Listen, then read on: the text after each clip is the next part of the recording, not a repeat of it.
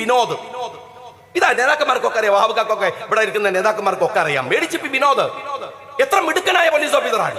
അയാൾ കോൺഗ്രസ് അല്ലല്ലോ, UDF അനുഭാവി അല്ലല്ലോ.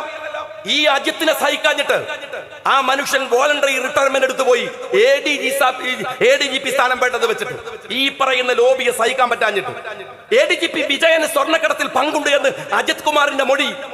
വിജയൻ എവിടെ നിൽക്കുന്നത്? ഏത് പോസ്റ്റിലാ വന്നത്? അജിത്തിന്റെ കൂടെയല്ല. എന്നിട്ട് അജിത്ത് പറയാണ് വിജയന് പങ്കുണ്ട്. ഇവിടെ അതിലും വലിയ രസം കാര്യങ്ങള് ഗവർണർ, അതാണ് ഒരു കോമാളിയാണല്ലോ കേരളത്തിലെ ഗവർണർ എന്ന് പറയുന്നത്. അദ്ദേഹം ഇറങ്ങി പുറപ്പെട്ടിരിക്കുകയാണ്. അദ്ദേഹം പറയാണ് മലപ്പുറത്തെ കുറിച്ചുള്ള സ്റ്റേറ്റ്മെന്റ് ഗൗരവാണ്. ഇത് നല്ല തമാശയാണ്. ഇതെന്താ കാര്യം എന്ന് വെച്ചാല് മുഖ്യമന്ത്രി കൃത്യമായി സാധനം ഇട്ടു കൊടുക്കുക, ഇയാൾ ഇതിൽ കൊത്തി വലിക്കുക. എന്നിട്ട് മുഖ്യമന്ത്രി ഇത് പറയാൻ ഗവർണർ ആര്? വെറുതെ പറയാണ്. പണ്ട് ഇവിടെ ഇരിക്കുന്ന കാർന്നോമാർക്കൊക്കെ മനസ്സിലായി, നേതാക്കന്മാർക്ക് എനിക്കടക്കം അറിയാം, പുതിയ തലമുറയിലെ കുട്ടികൾക്ക് അറിയില്ല. ഈ ചക്ക് ആട്ടുന്നിടത്ത് ചക്കാട്ടുന്നവരും അവന്റെ ഭാര്യയും തമ്മിലുള്ള തർക്കത്തെ കുറിച്ച് പറയാറുണ്ട്. ചക്കങ്ങനെ ആട്ടിക്കൊണ്ടിരിക്കുമ്പോ അതില് തോർത്തോട്ടത്തെ തുടച്ച് എണ്ണയൊക്കെ ഏകദേശം ആയി എന്ന് പറയുമ്പോ ഭാര്യയും ഭർത്താവും തമ്മിൽ തെറ്റുമ്പോ ഈ തോർത്ത് വെച്ചിട്ട് ഭാര്യന് ഏറാണ്. ആര്? ഭർത്താവ്. ഇവള് പതുക്കെ ഈ തോർത്ത് കൊണ്ടുപോയി അകത്തുകൊണ്ടൊരു എണ്ണയൊക്കെ പിഴിഞ്ഞെടുത്ത് പിന്നെ തിരിച്ചിട്ട് ഒരേറ് ഭർത്താവ്. പുറത്തുനിന്ന് നമ്മൾ കാണുമ്പോൾ വിചാരിക്കും എമ്മാതിരി കച്ചറയാണ്. ഈ ഗവർണറും CM തമ്മിലുള്ള തർക്കം കണ്ടാലേ നമ്മൾ വിചാരിക്കും അമ്പിച്ച കച്ചറയാണ്. ഇത് നമ്മളെ പിടിയാണ്. രണ്ടാളും കൂടെ കൂടിയിട്ട് നമ്മളെ പിടിഞ്ഞുകൊണ്ടിരിക്കുകയാണ്. ഈ തെരഞ്ഞെടുപ്പിനോടനുബന്ധമായി ദേശീയ രാഷ്ട്രീയത്തിൽ ഒരു താല്പര്യവും കേരളത്തിന്റെ മുഖ്യമന്ത്രിക്കില്ല. കാര്യം എന്താ ഞങ്ങള് കേരളത്തിൽ തെരഞ്ഞെടുപ്പ് കഴിഞ്ഞപ്പോ, പാർലമെന്റ് തെരഞ്ഞെടുപ്പ് കഴിഞ്ഞപ്പോ നേരെ വിദേശത്ത് പോയ കക്ഷിയാണ്. അങ്ങനെ ഒരാള് എന്തിനാണ് ഈ സമയത്ത് ഹിന്ദു പത്രത്തിൽ ഒരു അഭിമുഖം കൊടുത്തത്? ഒറ്റ ഉത്തരമേ ഉള്ളൂ, ഹരിയാന തെരഞ്ഞെടുപ്പ് നടക്കുകയാണ്. അതിനുവേണ്ടി മാത്രം. ഞാൻ ഒരു കാര്യം പറയട്ടെ, അൻവർ ഇവിടെ പറഞ്ഞ കാര്യങ്ങൾ നേരത്തെ പലരും പറഞ്ഞു. അൻവർ പറയുന്ന കാര്യങ്ങൾ അത് എങ്ങനെ ഞങ്ങൾ പറഞ്ഞ കാര്യങ്ങളെ എൻഡോസ് ചെയ്തതാണ്. അത് കുഴപ്പമില്ല. എന്നാൽ പോലും ഞങ്ങൾ അദ്ദേഹത്തെ ബഹുമാനിക്കുന്നു. കാരണം കാര്യങ്ങളെ വൈകിയാണെങ്കിലും വസ്തുതാപരമായി പറയുന്നു എന്നതിനെ ബഹുമാനിക്കുന്നു. പക്ഷെ വേറെ രസമുണ്ട്, അൻവർ ഇങ്ങനെ ഉഷാറായി വന്നപ്പോ മീഡിയകൾ മുഴുവൻ അൻവറിന്റെ വാർത്ത, മീഡിയകളിൽ ഇങ്ങനെ അൻവർ നിറഞ്ഞു നിൽക്കുകയാണ്. അപ്പം മലപ്പുറത്തെ മറ്റേ കക്ഷിക്ക് ചൊറിഞ്ഞു. അപ്പൊ മൂപ്പർക്കാണ് ഈ അറ്റൻഷൻ സീക്കിംഗ് എന്ന് പറയുന്ന ഒരു രോഗമുണ്ട്. ഞാൻ ഏഷ്യാനെറ്റിൽ എന്റെ സുഹൃത്തുക്കളോട് പറഞ്ഞു, നിങ്ങൾ എന്തെങ്കിലും കാട്ടി പോയിട്ട് ഒരു ബൈറ്റ് എങ്ങാനും കൊടുക്കുക, അല്ലെങ്കിൽ മുണ്ടും തലയെ കെട്ടി അയാൾ റോട്ടിൽ കൂടെ നടക്കും ആൾക്കാരെ ശ്രദ്ധ കിട്ടാൻ വേണ്ടിയിട്ട്. ആ ജാതി ഒരു ചങ്ങായിയാണ്. അപ്പൊ അൻവറിനെ CPM ഒഴിവാക്കുന്നു എന്ന് കണ്ടപ്പോ അൻവറിനുള്ള ഒരു വിഹിതം ഉണ്ടല്ലോ, ആ വിഹിതം കൂടെ അടിച്ചു മാറ്റാൻ ഈ കൂതറ രാഷ്ട്രീയക്കാരൻ ഇറങ്ങി പുറപ്പെട്ടു. എന്നിട്ട് പറയാൻ ഞാൻ പറഞ്ഞോളൂ, ഞാനൊരു പ്രത്യേക വെബ്സൈറ്റ് തുടങ്ങുകയാണ്. എന്തിനാ? അഴിമതി തുറന്നു കാണിക്കാൻ. എന്തിനാണോ വെബ്സൈറ്റ്? മുഖ്യമന്ത്രിയോട് ചോദിച്ച ആ പോരത്തെ കാര്യം മാത്രം പറഞ്ഞാൽ പോരെ. എന്നിട്ട് വെബ്സൈറ്റ് തുടങ്ങുക. എന്റെ ഉടമകൾ ആരുമല്ല, പമ്പിച്ച വർത്താനം. ഞാൻ രാഷ്ട്രീയത്തിലേക്കില്ല, രാഷ്ട്രീയത്തിൽ മത്സരിക്കാനില്ല. അറിയാം നീ എക്സ്പോസ്ഡ് ആണ്, പഴയ കള്ളത്തരങ്ങൾ കൊണ്ട് ജയിച്ചു വരാൻ കഴിയും. ഞാൻ വെല്ലുവിളിക്കാണ്. ധൈര്യമുണ്ടെങ്കിലും മലപ്പുറത്തെ ഏതെങ്കിലും ഒരു മണ്ഡലത്തിൽ വന്ന് മത്സരിക്കുക. ധൈര്യമുണ്ടെങ്കിൽ അത് വെല്ലുവിളിയാണ്. മത്സരിച്ചിട്ട് എന്നോട് പാർട്ടി പറഞ്ഞിട്ട് പോയിട്ട് നേരെ നിൽക്കാൻ പറഞ്ഞാൽ നേരെ വന്ന് നിന്ന് തരും. ധൈര്യം ഉണ്ടോ മത്സരിക്കാൻ? എന്നിട്ട് CPM എന്ന് പറയുന്ന ഒരു കക്ഷിയെ പേടിപ്പിച്ചിട്ട് രാജ്യസഭാ സീറ്റും ഒപ്പിച്ചെടുത്തിട്ട് പിറ്റേ ദിവസം പത്രക്കാരോട് പറയാൻ കൂളായിട്ട്.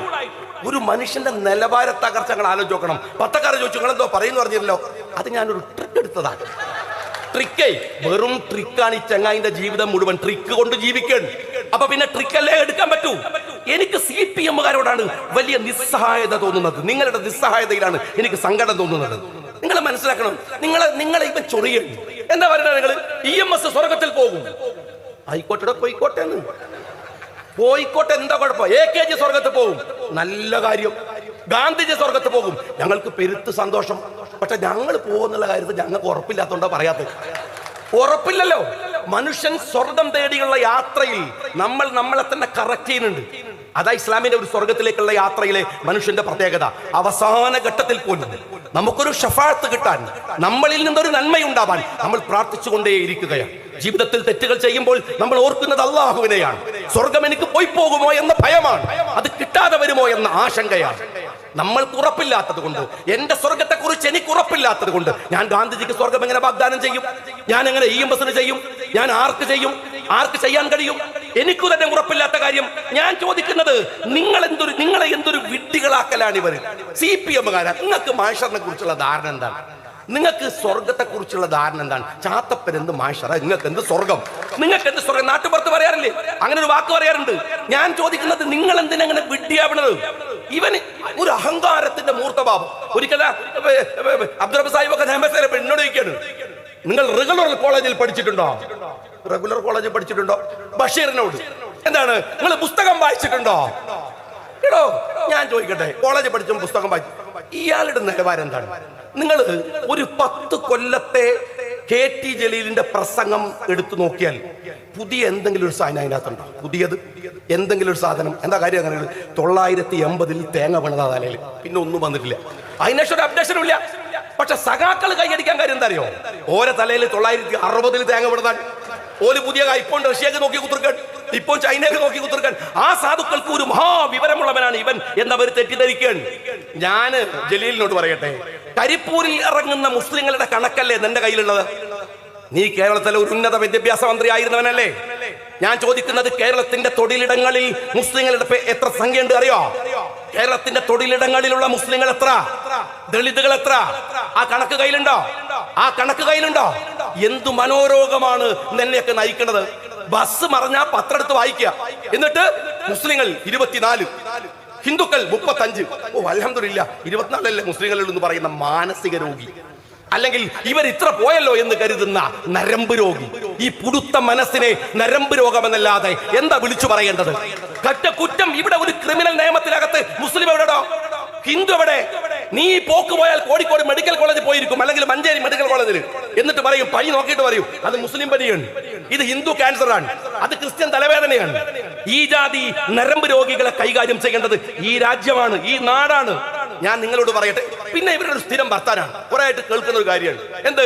തലശ്ശേരിയിൽ വർഗീയ കലാപം ഇല്ലാണ്ടാക്കി ഇവരുടെ കുഞ്ഞിരാമനാണ്. കള്ളിഷാപ്പ് കടന്ന് മരിച്ചുപോയ, കുത്തേറ്റ് മരിച്ച കുഞ്ഞിരാമന്റെ കണക്കായി പറയണത്. തെളിവ് പറഞ്ഞാലും അതെന്നെ പറഞ്ഞുകൊണ്ടിരിക്കും. രണ്ടാമത്തെ കാര്യങ്ങള്, മലപ്പുറം ജില്ല ഉണ്ടാക്കിയത് നിങ്ങളാണ്. ശരി, നിങ്ങൾ ഉണ്ടാക്കിയതാണ്, നിങ്ങൾ ഉണ്ടാക്കിയതാണ്. ഞങ്ങൾ നിങ്ങൾക്ക് കപ്പം തരണോ? മലപ്പുറം ഉണ്ടാക്കിയത് നിങ്ങൾക്ക് ഗുണ്ട പിരിവ് വേണോ? നിങ്ങൾ ഈന്റെ കണക്കും വരും എന്നാ പോയി കോട്ടയത്ത് ചോദിക്കണോ? അവിടെ ക്രിസ്ത്യാനികളാണ് ആ ജില്ലയിൽ കൂടുതൽ, എന്താ അതുണ്ടാക്കിയ കണക്ക് പറയാത്തത്? മലപ്പുറത്തിന്റെ കണക്ക് മലപ്പുറം നിങ്ങൾ ഉണ്ടാക്കിയതാണ്, മലപ്പുറം നിങ്ങൾ ഉണ്ടാക്കിയതാണ് എന്നിങ്ങനെ പറയണത്. നിങ്ങൾക്ക് ഞങ്ങൾ കപ്പ് തരണോ? നിങ്ങളെ തറവാട്ട് സ്വത്തയിലെ വിഹിതത്താണോ ഈ ഒരു ജില്ല ഉണ്ടാക്കിയത്? എന്തു വർത്തമാനമാണ് ഈ പറഞ്ഞുകൊണ്ടിരിക്കുന്നത്? നിങ്ങളോട് ഞാൻ സ്നേഹത്തോടെ ചോദിക്കട്ടെ, ഒരു കാര്യം ഉണ്ടല്ലോ, CH എന്ന് പറയുന്ന ഒരു മഹാമനുഷ്യൻ, ആ മനുഷ്യന്റെ ബുദ്ധിവൈഭവത്തെ കുറിച്ച് ആലോചിച്ചാലും പറഞ്ഞാലും മതിയാവൂല. എന്താ കാര്യം എന്നറിയോ? മലപ്പുറത്തിന്റെ ഹൃദയഭൂമിയിൽ അയാൾ ഒരു യൂണിവേഴ്സിറ്റി ഉണ്ടാക്കി, എന്നിട്ട് പേര് കാലിക്കറ്റ് യൂണിവേഴ്സിറ്റി എന്നിട്ടു. എന്താ കാര്യം അറിയോ? ഇവനെ പോലത്തെ ഊളകൾ വരാൻ സാധ്യതയുണ്ട്. അവിടെ പഠിച്ചു വരുന്ന കുട്ടികൾ അത് ബാധിക്കുന്നു വിചാരിച്ചിട്ടാണ്. അവിടെ പഠിച്ചു വരും, അത്രമേൽ വർഗീയമാണ് ഇവരൊക്കെ എന്നതുകൊണ്ടാണ്, അത്രമേൽ വർഗീയപരമാകും എന്ന് വിചാരിച്ചത് കൊണ്ടാണ്. ഒരു കാര്യം നിങ്ങൾ മനസ്സിലാക്കിക്കോ, ഇന്ന് ലോകത്ത് ഇസ്രയേൽ ഗാസ എന്ന് പറയുന്ന പ്രദേശത്തെ ഐസൊലേറ്റ് ചെയ്യുന്നത് നമ്മൾ കാണുന്നുണ്ട്. കേന്ദ്രീകരിപ്പിച്ച് നിർത്തുകയാണ്, മാറ്റി നിർത്തുകയാണ്, എന്നിട്ട് ഭീകരമായി ആക്രമിക്കുകയാണ്. ആ ഇസ്രയേലിന്റെ അജണ്ടയോടുകൂടിയാണ് നിങ്ങൾ മലപ്പുറത്തെ കാണുന്നതെങ്കിൽ മലപ്പുറത്തെ അങ്ങ് മൂക്കിൽ വലിച്ചു കളയാമെന്ന തെറ്റിദ്ധാരണയൊന്നും നിങ്ങൾക്ക് ഉണ്ടാവരുത്. കാര്യം എന്താണെന്നറിയോ? നിങ്ങള് ബ്രിട്ടീഷുകാർ തകർത്തെറിഞ്ഞ ഈ നാടിനെ ഇതുപോലെ ഇങ്ങനെ എത്തിക്കാൻ ഈ പച്ചക്കൊടിക്ക് കഴിഞ്ഞിട്ടുണ്ടെങ്കിൽ ഓർത്തു വെച്ചോ നിങ്ങൾ, ഇതെവിടെ കൊണ്ടുപോ. 921 വിപ്ലവം മുതൽ RSSകാരന്റെ അജണ്ടയാണ് ഈ ജില്ലയിൽ മാപ്പിള ഹിന്ദുക്കൾക്ക് കുഴപ്പമാണ്, പ്രശ്നമാണ് എന്നൊക്കെ പറയൽ. അതിനെ ഒരു തലമുറ അതിജീവിച്ചതാണ്. പാണക്കാട്ടെ തങ്ങന്മാർക്ക് എന്താ പണി എന്ന് ചോദിക്കണില്ലേ? അവരെന്താ ചെയ്യുന്നത് എന്ന് ചോദിക്കുന്നില്ലേ? അവർ ഈ നാട്ടിന്റെ സൗഹൃദത്തിന്റെ കാവൽക്കാരാണ്, അവർ കാവലിരിക്കുകയാണ്, അവർ ഈ രാജ്യത്തിലെ കാത്തിരിപ്പുകാരാണ്. കാര്യമെന്ത്? അവർക്ക് ഈ സൗഹൃദത്തിൽ വലിയ പങ്കാളിത്തമുണ്ട്. ഈ മലപ്പുറത്ത് ജനസംഖ്യ വർദ്ധിച്ചത് എന്താണെന്ന് അറിയുമോ? ഇവിടുത്തെ സ്ത്രീകൾ പെറ്റിട്ട് മാത്രമല്ല, മലപ്പുറത്തേക്ക് വന്നവൻ ഇവിടെ വന്നിറങ്ങും, വേറെ ജില്ലയിൽ നിന്ന് വരികയാണ്, സ്ഥലമാറ്റം കിട്ടിയിട്ട്. ചങ്കുവെട്ടിയാണ് ഇറങ്ങുമ്പോൾ തന്നെ പേര് ചങ്കുവെട്ടി എന്നാണ്. എന്നിട്ട് പേര് കാണുമ്പോൾ തന്നെ അവര് ബേജാറായി. അപ്പം വീട്ടിൽ നിന്ന് അമ്മ വിളിക്കാണ്, മോനെ എവിടെ എത്തി? ഞാൻ ഏകദേശം ഇവിടെ എത്തി. പിന്നെ വിളിക്ക, ഒച്ചട്ട് വർത്താനം പറയാൻ പേടിയാണ്. ആ സാധുവിന് അവസാനം റിട്ടയർമെന്റ് കിട്ടിയാൽ പോലും മലപ്പുറത്തൊന്നും പോണില്ല. ആ പറഞ്ഞ അമ്മയെ കൂട്ടി ഇവിടെ വരികയാണ്. മലപ്പുറത്ത് ജനസംഖ്യ വർദ്ധിച്ചത് ഈ നാട്ടിൽ വന്നവൻ പോകാതെ ഈ മണ്ണിൽ താമസിച്ചതിന്റെ പേരിലാണ്. ആ കാര്യത്തില് ഞാൻ ഒരൊറ്റ കാര്യം ചോദിക്കട്ടെ, ഈ മലപ്പുറത്തിന്റെ വളർച്ചയിൽ ഈ പറയുന്ന ഊളക്ക് കേരളത്തിലെ ഉന്നത വിദ്യാഭ്യാസ മന്ത്രിയായിരുന്നിട്ടും ഒരു ഉറുപ്പികയുടെ ആനുകൂല്യം അല്ലെങ്കിൽ നന്മ ചെയ്തിട്ടുണ്ടോ? ഇല്ല. എന്നാൽ മലപ്പുറം ജില്ലാ പഞ്ചായത്ത് ഉണ്ടാക്കിയ വൃക്കരോഗികൾക്കുള്ള കാരുണ്യത്തിന്റെ നിറവിനെ തകർത്തു കളഞ്ഞതിവനാണ്. അറിയോ നിങ്ങള്? തകർത്തു കളഞ്ഞതിവനാണ്. അത് അവിടെ മാത്രല്ല, ഇവിടെ നിങ്ങൾ ആലോചിച്ച് നോക്ക്. ജമാഅത്തെ ഇസ്ലാമിയുമായിട്ട് അതിശക്തമായ വിയോജിപ്പുകൾ ലീഗിനുണ്ട്. രണ്ടു സംഘടനയാണ്. ഞാൻ അതിനെ വിമർശിച്ചുകൊണ്ട് ഒരുപാട് പ്രസംഗിച്ചിട്ടുണ്ട്. ഞാൻ പ്രസംഗിക്കുന്നത് ജമാഅത്തിന്റെ ആനുകൂല്യങ്ങളൊക്കെ പറ്റിയതിനു ശേഷമല്ല. അവരുടെ കോളേജിൽ പഠിക്കുമ്പോ അവർക്കെതിരെ അതവർക്കറിയാം.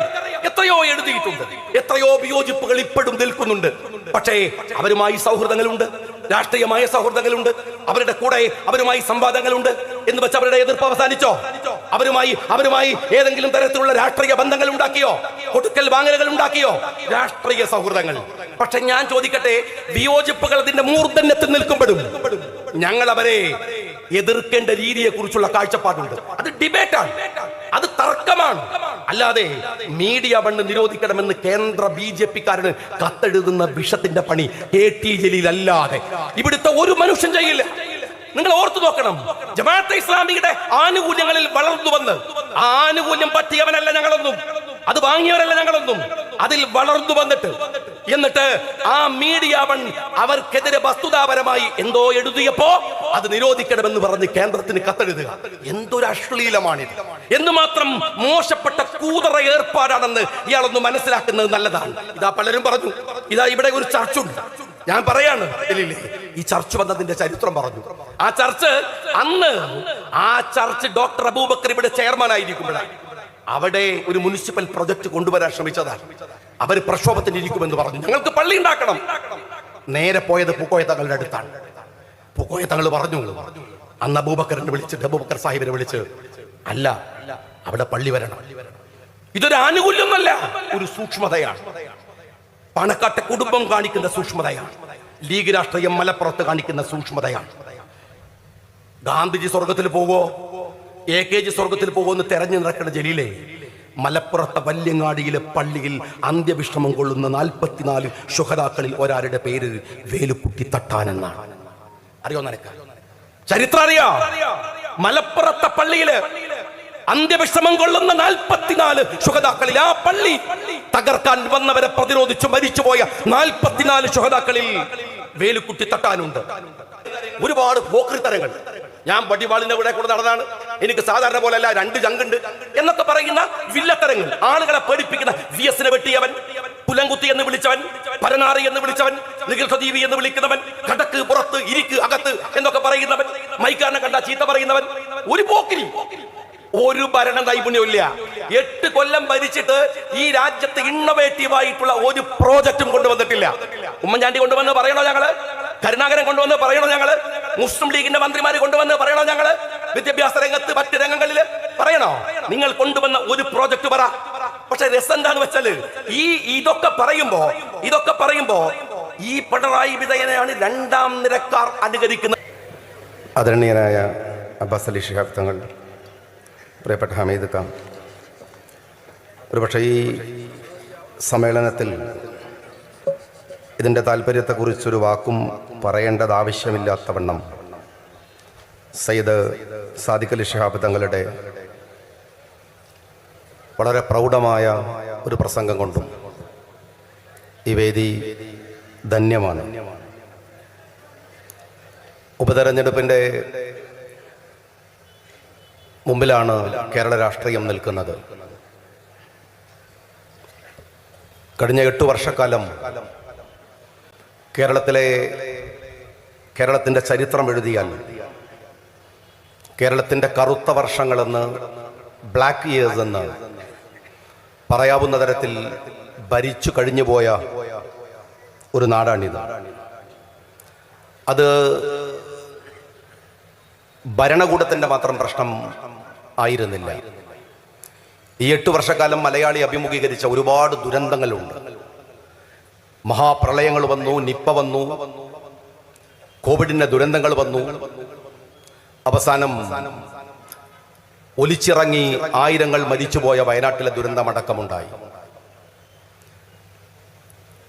8 വർഷക്കാലം ഭീതിതമാം വണ്ണമല്ലാതെ മലയാളിക്ക് ഓർക്കാനാവില്ല. ഒരിക്കൽ നിയമസഭയിൽ ബഹുമാന്യനായ മുഖ്യമന്ത്രിയുടെ മുമ്പിൽ ഞാൻ അദ്ദേഹത്തോട് തന്നെ പറഞ്ഞു, നിങ്ങളെക്കുറിച്ച് സോഷ്യൽ മീഡിയയിൽ ജൂനിയർ മാൻഡ്രാക്ക് എന്നാണ് വിളിക്കുന്നത്. പക്ഷേ ശരിക്ക് പരിശോധിച്ചാൽ അങ്ങ് ജൂനിയർ മാൻഡ്രാക്ക് അല്ല, സീനിയർ മാൻഡ്രാക്ക് ആണ് എന്ന് പറയേണ്ടി വന്നു. ചെറുപ്പക്കാർക്കൊക്കെ അറിയാം ഈ ജൂനിയർ മാൻഡ്രാക്ക് എന്താണെന്ന് എല്ലാവർക്കും അറിയാം. ഒരു മാൻഡ്രാക്കിന്റെ തല ഒരുത്തൻ കൊണ്ടുപോയി അവൻ ഉഴന്നു പോകുന്നതാണ്. പിന്നെ അവസാനം ഈ തല ആരെങ്കിലും സന്തോഷത്തോടു കൂടി സ്വീകരിച്ചാൽ മാത്രമാണ് അവൻ രക്ഷപ്പെടാൻ പറ്റും. കേരളത്തിന് ഇനി രക്ഷപ്പെടാൻ ഒറ്റ വഴിയുള്ളൂ, ഈ സീനിയർ മാൻഡ്രാക്കിനെ എന്തെങ്കിലും കാട്ടിയിട്ട് ആ നാഗ്പൂരിൽ കൊണ്ടുപോയി സന്തോഷത്തോടെ വാങ്ങാൻ പറ്റിയാണ് ഒരുപക്ഷെ കേരളം അതുവഴി രക്ഷപ്പെട്ടു വരാൻ സാധ്യതയുണ്ട്. നമുക്ക് ഓർമ്മയുണ്ട്, ഇവിടെ രാഷ്ട്രീയപരമായ വിരോധങ്ങളൊക്കെ പലർ തമ്മിലുണ്ടാകും. EMS-നോട് വിയോജിപ്പുണ്ടായിരുന്നല്ലോ കരുണാകരന്, നായനാരോട് വിയോജിപ്പുണ്ടായിരുന്നല്ലോ ആന്റണിക്ക്.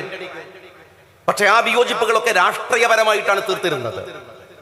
പക്ഷെ ഉമ്മൻചാണ്ടിയോട് നിങ്ങൾ ചെയ്ത പാതകമുണ്ടല്ലോ, ഇന്ന് ഈ നാട് അനുഭവിക്കുന്നതിന്റെയൊക്കെ മഹാദുരന്തങ്ങൾക്ക് അതൊരു കാരണമാവാം.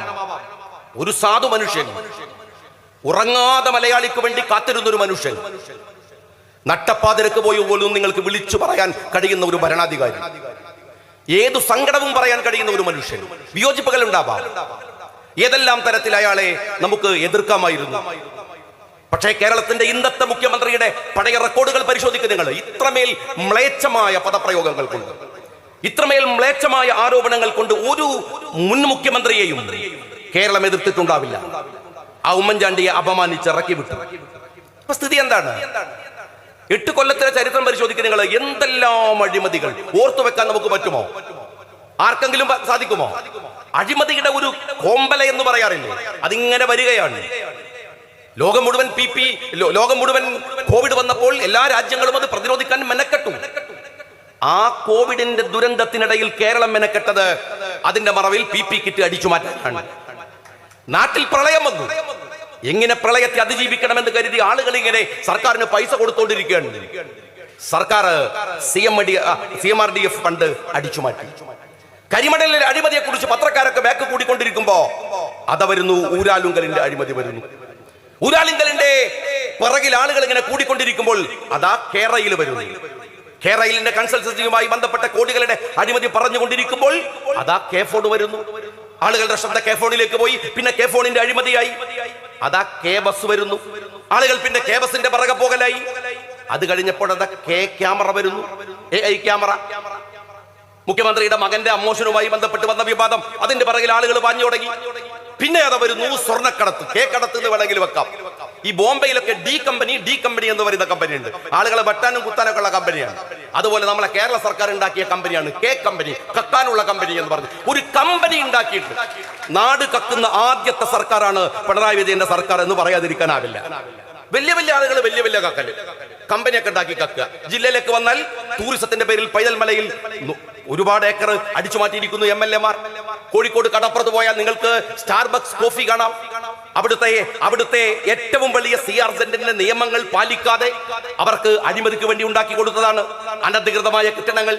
ജില്ലാ കമ്മിറ്റിക്കാർ പോയിട്ട് PSC മെമ്പർമാരുടെ പേരിൽ അഴിമതി നടത്താൻ. എല്ലാവരും അവരുടെ നിലവാരത്തിലുള്ള അഴിമതിയാണ്. വലിയ ആളുകൾ കമ്പനി ഉണ്ടാക്കി അഴിമതി നടത്തും. ലോക്കൽ കമ്മിറ്റി, ഏരിയ കമ്മിറ്റി എത്തുമ്പോൾ കിണ്ടി കൊളംബി തുടങ്ങിയിട്ടുള്ള സാധനങ്ങൾ അവരുടെ നിലവാരത്തിന് അവരും അടിച്ചു മാറ്റിക്കൊണ്ടിരിക്കും. വ്യാപകമായ അഴിമതിയാണ്. ഈ ഫ്രഞ്ചിൽ ഒരു ഭരണാധികാരി ഉണ്ടായിരുന്നു, ലൂയി 16 എന്നാണ്.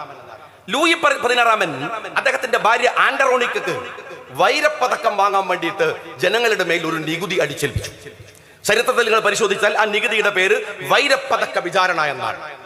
കേരളത്തിൽ ഈ 10 കൊല്ലം ഈ സർക്കാർ പൂർത്തീകരിച്ചു കഴിഞ്ഞാൽ വീണ വിചാരം എന്ന് പറയുന്ന ഒരു ചരിത്രം കൂടെ ഇവിടെ ഉണ്ടാവാൻ പോവാണ്. കുടുംബത്തിന് വേണ്ടി, മകൾക്ക് വേണ്ടി ഒരു രാജ്യത്തെ അഴിമതി നടത്തിയതിന്റെ കഥകൾ വരാൻ പോവാണ്. അഴിമതിയെ തടുക്കാൻ പ്രയാസമില്ല. ഞാനതാ പറഞ്ഞു വരുന്നത്. ഈ ജാഥയുടെ ഉദ്ദേശമാണ് പറയുന്നത്.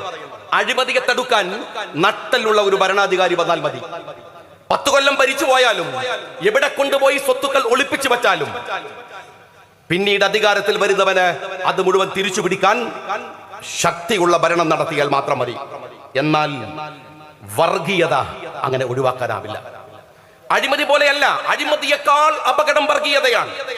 അഴിമതിയേക്കാൾ ഭീകരത വർഗീയതയാണ്. ആ വർഗീയതയെ അത്തരത്തിൽ നേരിടാൻ കഴിയണം. ഇവിടെ സംഭവിച്ച ഒരു കാര്യം എന്താണെന്ന് അറിയുമോ? അഴിമതിയും വർഗീയതയും കൈകോർക്കുന്ന മുഹൂർത്തമുണ്ടായി. ആ മുഹൂർത്തം ഏതാണ്? RSSകാരൻ വളരെ സമർത്ഥമായി കേരളക്കരയിലേക്ക് കടന്നു കയറാനുള്ള ശ്രമങ്ങൾ നടത്തിയ ഒരുപാട് ശ്രമങ്ങൾ നടത്തിയ ബഹുമാന്യനായ സലാം സാഹിബ് പാർട്ടി സെക്രട്ടറി പറഞ്ഞതുപോലെ നിരന്തരമായി നടത്തിയിട്ടുള്ള പരിശ്രമങ്ങൾ, ആ പരിശ്രമങ്ങൾ എവിടെയാണ്? ലാവ്ലിൻ കേസുമായി ബന്ധപ്പെട്ട് പിടിക്കുകയാണ്. നിങ്ങൾ മനസ്സിലാക്കേണ്ടത് മലപ്പുറം ജില്ലയിലെ ഈ RSS വൽക്കരണത്തിന് വേണ്ടി പോലീസിൽ നടത്തിയ ശ്രമം മാത്രമല്ല, അജണ്ട മാത്രമല്ല, ശ്രീ എമ്മുമായി മുഖ്യമന്ത്രി ചർച്ച നടത്തിയിട്ടില്ലേ? തെളിവ് പുറത്തു വന്നതല്ലേ? ഞാൻ ചോദിക്കുന്നത്, ADGP അജിത് കുമാർ RSSന്റെ നേതാക്കന്മാരെ കണ്ടു എന്ന ആരോപണം ഉയർന്നു വന്നപ്പോൾ നിങ്ങൾ മനസ്സിലാക്കേണ്ടത്, ആ ആരോപണം ഉയരുമ്പോൾ കേരളത്തിന്റെ മുഖ്യമന്ത്രി RSSമായി കണ്ടിട്ടില്ലേ? RSSനെ കണ്ടിട്ടില്ലേ? പിണറായി വിജയൻ RSSമായി ചർച്ചക്കിരുന്നിട്ടില്ലേ? ഗോവിന്ദൻ ചർച്ചക്കിരുന്നിട്ടില്ലേ? EP ജയരാജൻ ചർച്ചക്കിരുന്നിട്ടില്ലേ? കൊടിയേരി ചർച്ചക്കിരുന്നിട്ടില്ലേ?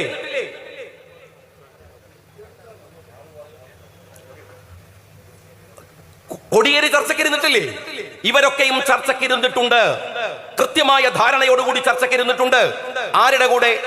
ഞാൻ ചോദിക്കട്ടെ, നിങ്ങൾ നിഷേധിക്കാൻ സാധിക്കുമോ? സേതുമാധവന്റെ കൂടെ, ഗോപാലൻകുട്ടി മാഷിന്റെ കൂടെ, കുമ്മനം രാജശേഖരന്റെ കൂടെ കേരളത്തിന്റെ മുഖ്യമന്ത്രി ഇരുന്നിട്ടില്ലേ? പിന്നെ എങ്ങനെ അജിത് കുമാർ RSSന്റെ നേതാക്കന്മാരെ കാണാൻ പോവാതിരിക്കുക? എങ്ങനെയാ കാണാതിരിക്കുക? നിങ്ങൾ മനസ്സിലാക്കേണ്ടത്, RSSന്റെ നേതാക്കന്മാരും മുഖ്യമന്ത്രി അടക്കമുള്ള, പാർട്ടി സെക്രട്ടറി അടക്കമുള്ള, കൊടിയേരി അടക്കമുള്ള, EP അടക്കമുള്ള നേതാക്കന്മാർ തമ്മിൽ ഉണ്ടാക്കിയ ധാരണയുടെ ഭാഗമായിട്ടാണ് ഡീപ് സ്റ്റേറ്റ് പ്രോജക്ട് മലപ്പുറത്ത് നടപ്പിലാക്കാൻ ഇറങ്ങി പുറപ്പെട്ടത്. മലപ്പുറത്ത് അതിനു വേണ്ടിയുള്ള ശ്രമം ഉണ്ടായത്. ഈ മലപ്പുറം ജില്ലയെ ഇത്രമേൽ ക്രിമിനൽ വൽക്കരിച്ച കേസുകൾ ഉണ്ടാക്കാൻ ശ്രമം നടത്തുമ്പോ നിങ്ങൾ ആലോചിക്കണം, മലയാള സിനിമയിൽ ഒരുപാട് സിനിമകൾ വന്നിട്ടുണ്ട്, ഒരുപാട് സിനിമകൾ. ആ സിനിമകളിൽ മാപ്പിളയെ അപമാനിക്കുന്ന ഇസ്ലാമോഫോബിക് സിനിമകൾ, ആ സിനിമകളിൽ നിരന്തരമായ അപകടങ്ങൾ പറയുന്ന സിനിമകൾ ഉണ്ടായിട്ടുണ്ട്.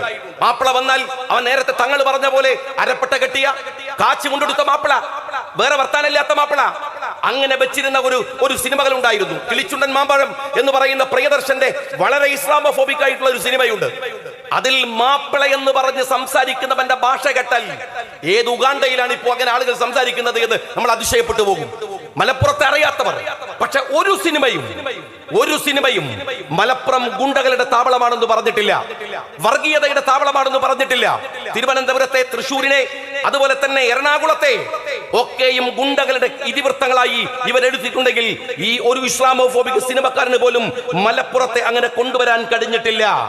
എന്നിട്ടും ഞാൻ ചോദിക്കട്ടെ, ഈ തരത്തിൽ മലപ്പുറത്തിനെ ഇങ്ങനെ കൊണ്ടുവരാൻ ഇപ്പോ ഏഷ്യയിൽ നിങ്ങൾക്കറിയാം, ഏഷ്യയിൽ അമേരിക്ക കുറെ താവളങ്ങൾ ഉണ്ടാക്കാറുണ്ട്. അമേരിക്കയുടെ സായുധങ്ങൾ സംഭരിക്കുന്ന താവളങ്ങൾ. ഈ താവളങ്ങൾക്ക് സമാനമായ വിധത്തിൽ സൗത്ത് ഇന്ത്യയിൽ RSSകാരന്റെ താവളമായി അവർ തെരഞ്ഞെടുത്തിരിക്കുന്നത് കേരളത്തെയാണ്. അവിടെയാണ് ഡീപ് സ്റ്റേറ്റ് പ്രോജക്ട് നടപ്പിലാക്കുന്നത്. ബെഹ്റ എന്ന് പറയുന്ന ഒരു IG ഇവിടെ വന്നത് അതിന്റെ ഭാഗമാണ്. രമൺ ശ്രീവാസ്തവ പോലീസിന്റെ ഉപദേശകനാവുന്നത് അതിന്റെ ഭാഗമാണ്. സൗത്ത് ഇന്ത്യയുടെ കേന്ദ്രമായി നിങ്ങൾ മനസ്സിലാക്കേണ്ടത്, കർണാടക തെരഞ്ഞെടുപ്പ് നടക്കുമ്പോൾ ആ തിരഞ്ഞെടുപ്പിനെ അട്ടിമറിക്കാൻ എലത്തൂർ തെരഞ്ഞെടുക്കുക, എലത്തൂരിൽ വെച്ച് ട്രെയിനിന് തീ കൊടുക്കുന്ന പ്രശ്നമുണ്ടാക്കുക. എന്തിനായിരുന്നു? കർണാടക തെരഞ്ഞെടുപ്പിനെ അട്ടിമറിക്കാൻ. അവിടെയാണ് കൃത്യമായ പ്ലാനിങ്ങോടുകൂടെ തൃശൂരിൽ പൂരം കലക്കി MP ഉണ്ടാക്കുക. കരുവന്നൂർ ബാങ്കിലെ വെട്ടിപ്പുകളെ ഇവിടുത്തെ RSSകാരൻ CPMകാരന് വേണ്ടി ഒത്തുതീർപ്പാക്കുക. കൊടകരയിലെ RSSന്റെ BJPയുടെ നേതാവിന്റെ കോടിക്കണക്കിന് വരുന്ന ഹവാലയുടെ ഇടപാട് അങ്ങോട്ട് തിരിച്ചും കോംപ്രമൈസ് ആക്കി കൊടുക്കുക. അങ്ങനെ പരസ്പരം ഒരു ധാരണയോടുകൂടെ മലപ്പുറത്താവട്ടെ, നേരത്തെ പറഞ്ഞ പോലെ അജിത്ത്, ഇവിടുത്തെ സുജിത് ദാസ്, ഇവിടുത്തെ മോഹൻദാസ് എന്ന് പറയുന്ന CPMന്റെ ജില്ലാ സെക്രട്ടറി, ഈ 3 പേരും ചേരുന്ന ബ്യൂറോക്രസിയും ജില്ലയിലെ രാഷ്ട്രീയ നേതൃത്വവും ഒരുമിച്ചു ചേരുന്ന ഗൂഢാലോചനയാണ് യഥാർത്ഥത്തിൽ മലപ്പുറത്തെ അപകടപ്പെടുത്താനുള്ള പരിശ്രമങ്ങൾ ഉണ്ടാക്കിയത്. എന്നിട്ടോ നിങ്ങൾ ഒറ്റ കാര്യം മനസ്സിലാക്കുക, ഞാൻ ദീർഘമായി സംസാരിക്കുകയല്ല, ഒറ്റ കാര്യം മനസ്സിലാക്കുക, കൃത്യമായി പോലീസിനെ വെച്ച് കണക്കുണ്ടാക്കുക, മലപ്പുറം ഒരു കുഴപ്പമാണെന്ന് ചിത്രീകരിക്കുക, എന്നിട്ട് ആ പേപ്പറുമായിട്ട് നിഷ്കളങ്കമായി മുഖ്യമന്ത്രി പത്രക്കാരെ കാണുക, ഒരുപാട് കണക്കുകൾ പറയുക. അപ്പൊ പത്രക്കാർ ചോദിക്കാണ്, നിങ്ങൾ എന്ത് അടിസ്ഥാനത്തിലാണ് മുഖ്യമന്ത്രി ഇത് പറയുന്നത്? അപ്പൊ മുഖ്യമന്ത്രി പറയാ നിഷ്കളങ്കമായിട്ട്, ഞാനല്ലല്ലോ, കണക്കല്ലേ പറയുന്നത്. പ്രിയപ്പെട്ട മുഖ്യമന്ത്രി, ആരുണ്ടാക്കിയ കണക്കാണ് നിങ്ങൾ വായിച്ചത്? ആര് പറഞ്ഞ കണക്കാണ് നിങ്ങൾ വായിച്ചത്? ഈ കണക്കുണ്ടാക്കിയത് മുഖ്യമന്ത്രിയാണ്. മുഖ്യമന്ത്രി കണക്കുണ്ടാക്കിയിട്ട് നിഷ്കളങ്കമായി എന്നിട്ട് പറയാ, ഞാൻ കണക്കല്ലേ വായിച്ചുള്ളൂ. കിലുക്കത്തില് എന്താണ് രേവതി പറയുന്ന ഒരു ഡയലോഗ് ഉണ്ട്, എല്ലാ കുഴപ്പവും ഒപ്പിച്ചു വന്നിട്ട് ഞാൻ അത്രല്ലേ ചെയ്തുള്ളൂ. മുഖ്യമന്ത്രി നിഷ്കളങ്കമായിട്ട് പറയാണ്, ഞാൻ ആ കണക്കല്ലേ വായിച്ചുള്ളൂ. ആരുടെ കണക്കാണ് മുഖ്യമന്ത്രി? ഇവിടെ ചിലരൊക്കെ പറഞ്ഞു കേട്ടു, ഹിന്ദുവിൽ PR അല്ലെങ്കിൽ ഹിന്ദുവിൽ തിരുത്തിയില്ലേ. ആയിക്കോട്ടെ, തിരുത്തിക്കോട്ടെ. സലാം സാഹിബ് പറഞ്ഞ പോലെ അതിന്റെ ഗുണമൊക്കെ പലയിടത്തും കിട്ടിക്കഴിഞ്ഞതിന് ശേഷം തിരുത്തിക്കോട്ടെ. പക്ഷെ ഒരു കാര്യമുണ്ട്, ഹിന്ദുവിൽ അല്ല, ഹിന്ദുവിൽ പറയുന്നതിന്റെ 2 ദിവസം മുമ്പ് വാമൊഴിയായി ഈ മുഖ്യമന്ത്രി പറഞ്ഞത് ചാനലുകാരുടെ കയ്യിലില്ലേ, കേരളത്തിലില്ലേ? കോഴിക്കോട്ടെ പാർട്ടി സമ്മേളനത്തിൽ മുഖ്യമന്ത്രി പ്രസംഗിച്ചത് ഇപ്പോഴുമില്ലേ? അത് തിരുത്തിയോ? അത് മാറ്റി പറഞ്ഞോ? അത് തിരുത്തിയില്ലല്ലോ. ഒരു കാര്യം നിങ്ങൾ മനസ്സിലാക്കണം, 5 കൊല്ലം കൊണ്ട് കരിപ്പൂർ വിമാനത്താവളത്തിൽ ഇറങ്ങിയ സ്വർണത്തിന്റെ 10 ഇരട്ടി കേരളത്തിലെ മുഖ്യമന്ത്രിയുടെ ഓഫീസിലെ ശിവശങ്കരൻ വഴി കേരളത്തിൽ ഇറക്കിയിട്ടുണ്ട്. അതെന്താ പറയാത്തത്? അത് ഈ പറയുന്ന 5 വർഷ കാലയളവിനല്ലേ? അത് 5 വർഷ കാലയളവിനല്ലേ? 2019 2020 ശിവശങ്കരൻ എന്ന് പറയുന്ന മുഖ്യമന്ത്രിയുടെ വലങ്കൈ, മുഖ്യമന്ത്രിയുടെ സഹായത്തോടുകൂടെ ഈ സ്വർണ്ണക്കടത്ത് നടത്തിയത്. എന്നാൽ അത് പ്രശ്നമല്ല. കരിപ്പൂരിൽ സ്വർണം പിടിച്ചാൽ രാജ്യദ്രോഹം, കരിപ്പൂരിൽ ഹവാല പിടിച്ചാൽ തീവ്രവാദം, കരിപ്പൂരിൽ സ്വർണം പിടിച്ചാൽ അത് ഭീകരവാദം. എന്നാലോ CM-ന്റെ ഓഫീസ് വഴി സ്വർണം കടത്തിയാലോ? ഇവിടുത്തെ മലപ്പുറത്തെ വിദ്വാൻ കാരക്കയിലും ഖുർആനും മറയാക്കി വെച്ചിട്ട് ഈത്തപ്പഴം കടത്തിയാൽ സ്വർണം കടത്തിയാലോ? അതല്ലെങ്കിൽ ശിവശങ്കര സ്വർണം കടത്തിയാൽ, തിരുവനന്തപുരം വിമാനത്താവളത്തിൽ സ്വർണം വന്നാൽ, കൊച്ചി വിമാനത്താവളത്തിൽ സ്വർണം വന്നാൽ, കണ്ണൂർ വിമാനത്താവളത്തിൽ സ്വർണം വന്നാൽ അത് രാജ്യ താല്പര്യത്തിന് വേണ്ടി, വികസനത്തിന് വേണ്ടി, സർവോപരി ലോക സമാധാനത്തിന് വേണ്ടി. മലപ്പുറത്തെ കരിപ്പൂരിൽ വരുന്നത് മാത്രമേ കുഴപ്പമുള്ളൂ. ഞാൻ ചോദിക്കട്ടെ, നിങ്ങൾ ഈ ഹിന്ദു പത്രത്തിന്റെ വിവാദം വന്നപ്പോ മുഖ്യമന്ത്രിയെ കുറിച്ച് പറഞ്ഞൊരു പരാമർശം ഉണ്ടല്ലോ, PR. അവിടെ നമ്മൾ കേട്ടു PR. ഈ PR വിവാദം പുതിയതല്ല, നിങ്ങൾക്ക് മനസ്സിലാവാത്തത് കൊണ്ടാണ്. ഒരുപക്ഷെ അൻവർ പലതും പറയുന്നത് ഒരു ഭരണപക്ഷ MLA ആയിരുന്നത് കൊണ്ട് ശ്രദ്ധ നേടുന്നതാണ്. ഞങ്ങൾ പറഞ്ഞിട്ടുണ്ട്, ഈ കേരളത്തിന്റെ മുഖ്യമന്ത്രിക്ക് PR ഇല്ലാതെ അയാൾക്ക് 10 റുപ്യക്ക് കൊള്ളാവുന്ന ഒരാളല്ല. ഞാൻ നിങ്ങളോട് ചോദിക്കട്ടെ, സഖാവ് പിണറായി വിജയന്റെ ഭരണ നൈപുണ്യത്തിന്റെ ഒരു വാക്ക് നിങ്ങൾ പറഞ്ഞു തരൂ. ഞാൻ മീഡിയയോട് ചോദിക്കാൻ, സഖാക്കളോട് ചോദിക്കാൻ, അദ്ദേഹം കൊണ്ടുവന്ന ഇന്നോവേറ്റീവ് ആയിട്ടുള്ള ഒരു പ്രോജക്റ്റ് പറയുമോ? വിദ്യാഭ്യാസ രംഗത്ത്, ആരോഗ്യ രംഗത്ത്, തൊഴിൽ രംഗത്ത്, ഇവിടുത്തെ ഇൻഫ്രാസ്ട്രക്ചർ രംഗത്ത് ഒന്നുമില്ല. പിണറായി വിജയൻ നേരത്തെ നടത്തിയ ഒരൊറ്റ ഭരണേ ഉള്ളൂ. എന്താ ഭരണം എന്നറിയോ? വിദ്യുത് ശക്തി വകുപ്പ് മന്ത്രിയായി. അതിന്റെ പേരിൽ അദ്ദേഹം എങ്ങനെ അറിയപ്പെടുന്നത്? ലാവ്ലിൻ എന്ന അഴിമതി നടത്തിയിട്ടാണ്. വിദ്യുത് ശക്തിയിൽ ഒരു പുരോഗതിയും കൊണ്ടുവന്നിട്ടല്ല പിണറായി വിജയൻ അറിയപ്പെടുന്നത്. പിണറായി വിജയൻ അറിയപ്പെടുന്നത് ആ ഭരണകാലത്തെ ഓർമ്മിപ്പിക്കുന്നത് ലാവ്ലിൻ കേസിന്റെ പേരിലാണ്. പിന്നെ എങ്ങനെ അറിയപ്പെടുന്ന കാര്യങ്ങൾ? ഒരുപാട് പോക്രിത്തരങ്ങൾ. ഞാൻ വടിവാളിന്റെ കൂടെ നടന്നാണ്, എനിക്ക് സാധാരണ പോലെ അല്ല 2 ചങ്കുണ്ട് എന്നൊക്കെ പറയുന്ന വില്ലത്തരങ്ങൾ, ആളുകളെ പേടിപ്പിക്കുന്ന VS-നെ വെട്ടിയവൻ, പുലങ്കുത്തി എന്ന് വിളിച്ചവൻ, പരനാറി എന്ന് വിളിച്ചവൻ, നികൃഷ്ടജീവി എന്ന് വിളിക്കുന്നവൻ, കടക്ക് പുറത്ത് ഇരിക്ക് അകത്ത് എന്നൊക്കെ പറയുന്നവൻ, മൈക്കാരനെ കണ്ട ചീത്ത പറയുന്നവൻ, ഒരു പോക്കിരി. ഒരു ഭരണ നൈപുണ്യമില്ല. 8 കൊല്ലം ഭരിച്ചിട്ട് ഈ രാജ്യത്ത് ഇന്നോവേറ്റീവ് ആയിട്ടുള്ള ഒരു പ്രോജക്റ്റും കൊണ്ടുവന്നിട്ടില്ല. ഉമ്മൻചാണ്ടി കൊണ്ടുവന്ന് പറയണോ ഞങ്ങള്? കരുണാകരൻ കൊണ്ടുവന്ന് പറയണോ ഞങ്ങള്? മുസ്ലിം ലീഗിന്റെ മന്ത്രിമാര് കൊണ്ടുവന്ന് പറയണോ ഞങ്ങള്? വിദ്യാഭ്യാസ രംഗത്ത്, മറ്റ് രംഗങ്ങളില് പറയണോ? നിങ്ങൾ കൊണ്ടുവന്ന ഒരു പ്രോജക്റ്റ് പറ. പക്ഷെ രസം എന്താന്ന് വെച്ചാല് ഇതൊക്കെ പറയുമ്പോ ഈ പിണറായി വിജയനെയാണ് 2ാം നിരക്കാർ അനുകരിക്കുന്നത്. അതാണ് ഇതിന്റെ ഒരു സങ്കടം. CPM-ലെ 2ാം നിര നേതാക്കന്മാർ അനുകരിക്കുന്നത് ഇപ്പൊ വലിയ വിവാദം ഉണ്ടായ ദിവ്യല്ലേ, കണ്ണൂരിലെ. ഞാൻ അവിടെ MLA ആയതാണ്, എനിക്ക് നന്നായിട്ടറിയാം. അവരെ കുറിച്ച് കണ്ണൂരിൽ പറയുന്ന വാക്കെന്താ അറിയങ്ങള്? സാരി ഉടുത്ത പിണറായി എന്നാണ്. അത്ര മോശ സ്വഭാവം എന്നാണ്. ഞങ്ങള് സാരി ഉടുത്ത പിണറായി എന്നാണ് ഈ പറയുന്നത്. അഹങ്കാരം, ധിക്കാരം, അതിങ്ങനെ ജീവിതത്തെ സ്വീകരിക്കുക, അതിങ്ങനെ കൊണ്ടു നടക്കുക. ഉദ്യോഗസ്ഥന്മാരോട് തട്ടിക്കറിയാം. പൊതുപ്രവർത്തകന്മാർക്ക് അങ്ങനെ ഒരു വിചാരമുണ്ട്. CPM പ്രത്യേകിച്ച് അധികാരം കിട്ടിയാൽ 4 ഉദ്യോഗസ്ഥനെ ചീത്ത പറയാം, പോലീസുകാരനെ ആക്ഷേപിക്കുക, എന്നിട്ട് അവര് തന്നെ ആളെ വിട്ട് റീൽ എടുപ്പിക്കുക. ഇപ്പൊ അത് സ്റ്റൈലാണല്ലോ, റീൽ എടുക്കാനും ഫോട്ടോ എടുക്കാനും ആളെ ഒപ്പരം കൊണ്ട് നടക്കുക, എന്നിട്ട് റീൽ ഉണ്ടാക്കുക, ആ റീൽ ചെലവാക്കുക. ഞാൻ ഇവിടെ പഞ്ചായത്തിലും മറ്റുമൊക്കെയുള്ള ഈ വേദിയിൽ MLA-മാരായിട്ടുള്ളവർ എല്ലാവരും ഉണ്ട്. ഞാൻ പറയുന്നു, ഉദ്യോഗസ്ഥന്മാരെ ചീത്ത പറയാൻ അവർ രാഷ്ട്രീയക്കാരന്റെ കീഴാളന്മാരൊന്നുമല്ല. അവർക്കും അന്തസ്സുണ്ട്, അവർക്കും അഭിമാനമുണ്ട്. ഒരു ഉദ്യോഗസ്ഥനോട് കമ്മ്യൂണിക്കേറ്റ് ചെയ്യേണ്ടത് അവരെ ചീത്ത വിളിച്ചിട്ടല്ല, തോന്നിവാസം പറഞ്ഞിട്ടല്ല. അത് ഈ വിദ്യക്കും ദിവ്യക്കും അറിയുമായിരുന്നല്ലോ, ചെയ്യാമായിരുന്നല്ലോ. വിജിലൻസിനോട് പരാതി കൊടുക്കണം ഈ പറയുന്ന മനുഷ്യനെ കുറിച്ച്, കൊടുക്കാമായിരുന്നില്ല. നബീനെ കുറിച്ച് അങ്ങനെ കൊടുക്കാത്തതെന്തേ? വിജിലൻസിന്റെ മന്ത്രി പിണറായി വിജയനാണ്, അതിനേക്കാൾ വലിയ കള്ളനാണ് അന്ന് അറിയുന്നത് കൊണ്ടാണോ കൊടുക്കാതിരുന്നത്? അതാണോ കൊടുക്കാതിരുന്നത്? എന്തേ കൊടുത്തില്ല? എന്നിട്ട് മനുഷ്യനെ ചീത്ത വിളിക്കുക. രാഷ്ട്രീയക്കാരുടെ കീഴാളന്മാരൊന്നുമല്ല ഇവിടുത്തെ പോലീസും ഇവിടുത്തെ ഉദ്യോഗസ്ഥന്മാരും. അത് പൊതുപ്രവർത്തനത്തിന്റെ മര്യാദയുമല്ല. ഉദ്യോഗസ്ഥന്മാരിൽ മോശക്കാരുണ്ട്, രാഷ്ട്രീയക്കാരിലും വളരെ മോശക്കാരുണ്ട്, പോലീസിൽ മോശക്കാരുണ്ട്. പക്ഷെ മോശക്കാരോട് മോശമായി പെരുമാറുകയല്ല ഒരു പൊതുപ്രവർത്തകൻ ചെയ്യേണ്ടത് എന്ന് ദിവ്യ ഒരു പക്ഷേ ഇതിന്റെ ഭാഗമായി നമ്മളെ പഠിപ്പിക്കുകയാണ്. നിങ്ങൾ മനസ്സിലാക്കണം, ഈ സഖാക്കളുണ്ടല്ലോ, ഈ പറയുന്ന നവീൻ ഒരു ദുർബല ഹൃദയനാണ്, പാവമാണ്, സാധുവാണ്. എന്നാൽ ആത്മധൈര്യമുള്ളത് കൊണ്ട് മാത്രം, അതല്ലെങ്കിൽ മനക്കരുത്തുള്ളത് കൊണ്ട് മാത്രം, തൊലിക്കട്ടിയുള്ളത് കൊണ്ട് മാത്രം ആത്മഹത്യ ചെയ്യാത്ത എത്ര പോലീസുകാർ നിങ്ങൾക്ക് മനസ്സിലാവും രാജ്യത്ത്, എത്ര ഉദ്യോഗസ്ഥർ. അത്രമേൽ ഈ 8 കൊല്ലം ഇവരൊക്കെ വിളിച്ച ചീത്തക്ക് കണക്കുണ്ടാവില്ല. ഞാൻ ദിവ്യയോട് ചോദിക്കട്ടെ, വലിയ അഴിമതിക്കെതിരെ പറഞ്ഞു എന്നാണല്ലോ നിങ്ങളുടെ വർത്തമാനം. സ്വന്തം പാർട്ടിയിലെ അഴിമതിക്കെതിരെ കമാ എന്നൊരു വാക്ക് പറഞ്ഞിരുന്നോ? നിങ്ങളുടെ മുഖ്യമന്ത്രിയെ കുറിച്ച് നാട് മുഴുവൻ പറയാൻ, മുഖ്യമന്ത്രിയുടെ മകളെ കുറിച്ച് നാട് മുഴുവൻ പറയാൻ, കണ്ണൂരിലെ CPM നേതാക്കന്മാരെ കുറിച്ച് നാട് മുഴുവൻ പറയാൻ EP തൊട്ടടുത്തുണ്ട്. ഒരു വാക്ക് പറഞ്ഞോ? അവരെ കുറിച്ചില്ലല്ലോ. ഉദ്യോഗസ്ഥന്മാർ മാത്രം നടത്തിയാലേ അഴിമതിയാവൂ? മുഖ്യമന്ത്രി നടത്തിയാൽ അഴിമതിയാവില്ലേ? രാജ്യത്തിലെ പാർട്ടിക്കാരൻ നടത്തിയാൽ, സ്വന്തം പാർട്ടിയിൽ തെറ്റ് കണ്ടാലും അത് പറയാൻ കഴിയണം, അത് പറയണം. എന്നിട്ട് മതി മറ്റുള്ളവന്റെ മേക്കെട്ട് കയറാൻ. ദിവ്യ ഓർക്കേണ്ടതാണ്. ഇനി ഇപ്പോ ഞാൻ ചോദിക്കട്ടെ, ദിവ്യക്കെതിരെ നടപടിയെടുക്കാൻ ഒറ്റ കാരണമേ ഉള്ളൂ. CPM-ന്റെ മനസ്താവല്ല, ഉപതെരഞ്ഞെടുപ്പ് വരികയാണ്, അതിന്റെ ഭയമാണ്, അതുകൊണ്ട് മാത്രമാണ്. ഇത് മതിയോ? ജില്ലാ പഞ്ചായത്ത് പ്രസിഡന്റ് സ്ഥാനം രാജിവെച്ചു. ഈ സ്റ്റേജിൽ ഒരു കൊട്ട ജില്ലാ പഞ്ചായത്ത് മുൻ പ്രസിഡന്റുമാരുണ്ട്. അറിയാങ്ങള്, ഇത് ഭയങ്കര സംഭവമാണല്ലോ. ഈ നിങ്ങൾ എന്താ വിചാരിച്ചത് കണ്ണൂരിലെ മുഖ്യമന്ത്രി സ്ഥാനം രാജിവെച്ച മാതിരിയാണ്? കണ്ണൂരിന് വേറൊരു മുഖ്യമന്ത്രി ഉണ്ട്, അത് ഞാനാണ് എന്നുള്ള നിലക്കാണ് ഈ പറയുന്ന സ്ത്രീ നടന്നിരുന്നത്. ജില്ലാ പഞ്ചായത്ത് പ്രസിഡന്റ് സ്ഥാനം രാജിവെച്ചാൽ ഈ മരിച്ചുപോയ സാധു മനുഷ്യൻ അയാളോട് ചെയ്ത തെറ്റ് തീരുമോ? തീരില്ലെന്ന് മാത്രമല്ല, അവരെ അറസ്റ്റ് ചെയ്ത് ജയിലിൽ അടക്കണം. ഞാൻ ഇവിടുത്തെ സഹോദരന്മാരോട് പറയട്ടെ, സോഷ്യൽ മീഡിയ ഒക്കെ കൈകാര്യം ചെയ്യുന്നവരോട്, നിങ്ങൾ ശ്രദ്ധിക്കേണ്ട ഒരു കാര്യമുണ്ട്. ഈ നവീൻ മരിച്ചപ്പോ എന്താ ഈ സൈബർ ഗുണ്ടകളുണ്ടല്ലോ CPM-ന്റെ, അവർ മരിച്ച ഉടനെ രാവിലത്തെ സ്റ്റേറ്റ്മെന്റ് ആണ്. എന്താ കുഴപ്പം? ഇതെങ്ങാനും എന്താണ് പെട്രോൾ ബങ്കിന്റെ ഉടമയാണ് മരിച്ചതെങ്കിലോ? ക്യാപ്സ്യൂൾ വരികയാണ്. എടോ സഖാബെ, സാജ മരിച്ചപ്പോ നിങ്ങൾ എന്താ പറഞ്ഞത്? സാജ മരിച്ചപ്പോഴും നിങ്ങൾ എന്താ പറഞ്ഞത്? സാജ മരിച്ചപ്പോ CPM പ്രതി, ഈ ഉദ്യോഗസ്ഥൻ മരിച്ചപ്പോ അവിടെയും CPM.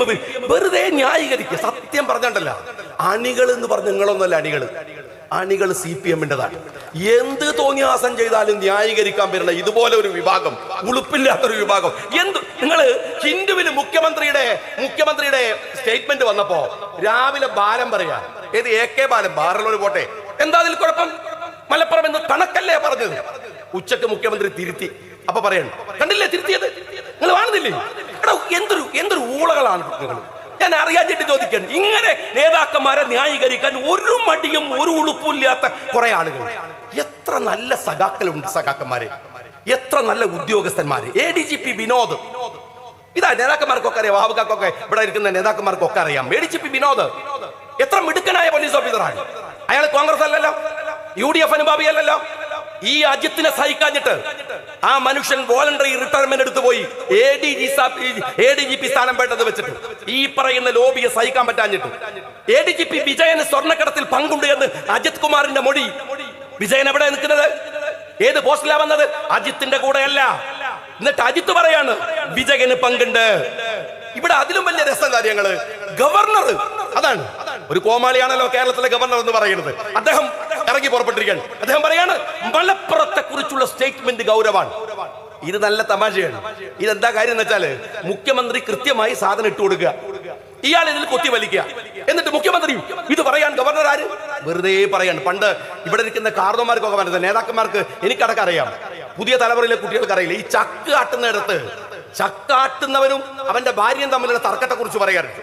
ചക്കങ്ങനെ ആട്ടിക്കൊണ്ടിരിക്കുമ്പോ അതില് തോർത്തോട്ടത്തെ തുടച്ച് എണ്ണയൊക്കെ ഏകദേശം ആയി എന്ന് പറയുമ്പോ ഭാര്യയും ഭർത്താവും തമ്മിൽ തെറ്റുമ്പോ ഈ തോർത്ത് വെച്ചിട്ട് ഭാര്യന് ഏറാണ്. ആര്? ഭർത്താവ്. ഇവള് പതുക്കെ ഈ തോർത്ത് കൊണ്ടുപോയി അകത്തുകൊണ്ടൊരു എണ്ണയൊക്കെ പിഴിഞ്ഞെടുത്ത് പിന്നെ തിരിച്ചിട്ട് ഒരേറ് ഭർത്താവ്. പുറത്തുനിന്ന് നമ്മൾ കാണുമ്പോൾ വിചാരിക്കും എമ്മാതിരി കച്ചറയാണ്. ഈ ഗവർണറും CM-ഉം തമ്മിലുള്ള തർക്കം കണ്ടല്ലേ നമ്മൾ വിചാരിക്കും അമ്പിച്ച കച്ചറയാണ്. ഇത് നമ്മളെ പിടിയാണ്. രണ്ടാളും കൂടെ കൂടിയിട്ട് നമ്മളെ പിടിഞ്ഞോണ്ടിരിക്കുകയാണ്. ഈ തെരഞ്ഞെടുപ്പിനോടനുബന്ധമായി ദേശീയ രാഷ്ട്രീയത്തിൽ ഒരു താല്പര്യവും കേരളത്തിന്റെ മുഖ്യമന്ത്രിക്കില്ല. കാര്യം എന്താ അറിയാങ്ങള്? കേരളത്തിൽ തെരഞ്ഞെടുപ്പ് കഴിഞ്ഞപ്പോ, പാർലമെന്റ് തെരഞ്ഞെടുപ്പ് കഴിഞ്ഞപ്പോ നേരെ വിദേശത്ത് പോയ കക്ഷിയാണ്. അങ്ങനെ ഒരാള് എന്തിനാണ് ഈ സമയത്ത് ഹിന്ദു പത്രത്തിൽ ഒരു അഭിമുഖം കൊടുത്തത്? ഒറ്റ ഉത്തരമേ ഉള്ളൂ, ഹരിയാന തെരഞ്ഞെടുപ്പ് നടക്കുകയാണ്. ഹരിയാന തെരഞ്ഞെടുപ്പ് നടക്കുകയാണ്, അതിനുവേണ്ടി മാത്രം.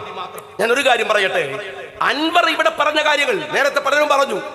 അൻവർ പറയുന്ന കാര്യങ്ങൾ അത് എങ്ങനെ ഞങ്ങൾ പറഞ്ഞ കാര്യങ്ങളെ എൻഡോസ് ചെയ്തതാണ്.